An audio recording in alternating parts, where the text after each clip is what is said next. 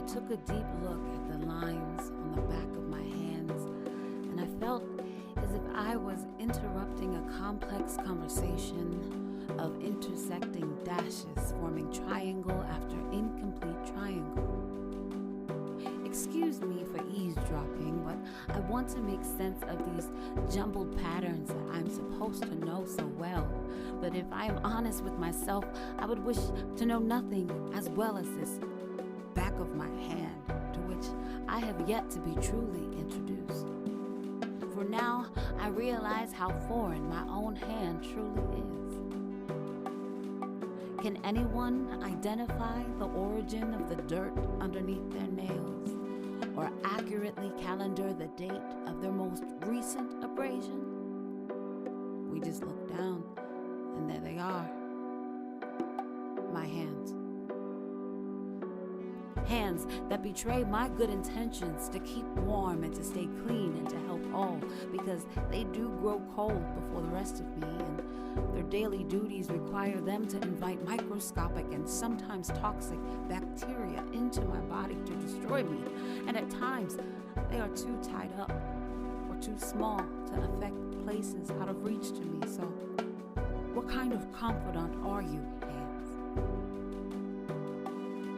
I turn these hands over to evaluate the sections between knuckle creases on each of them that each have their own story. For not one tip, middle, or base of any digit is like the other, and they are trying to tell me something. Look down at the lines you see and tell me, when did that one appear there? And what event in your life caused it to intersect with the deepest line, scratched into a downward curve in the center of your palm? Was it the divorce that etched this sketch on your hand's canvas? Or the unsettled death of a loved one that created that divot by your thumb? Life's experiences do have a physical manifestation on our precious bodies. Are not your hands the most visual example of a map, with routes and roads and dead ends and unfinished bridges?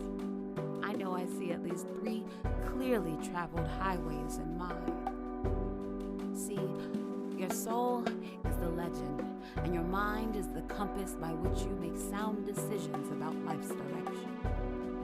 If ever your vision is obscured, you would hold out your hand in front of you to verify your sight. Your hands will read for you and feel for you and give you knowledge of the world around you on a heightened level because of this handicap. Snapping is a combination of flesh-covered bones inducing the proper percussion to give a poem approval or startle a child from danger. Hands, I'm realizing now that I owe you an apology, which I do submit with 10 fingers pressed and reverent. I owe you protection from the wind and from the cold and from infections seen and unseen. I owe you appreciation in innumerable applause, for this is your purpose.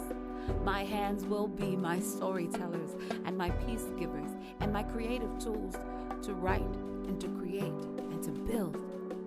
My fingerprints have copywritten my life and past lives that I may be identified again.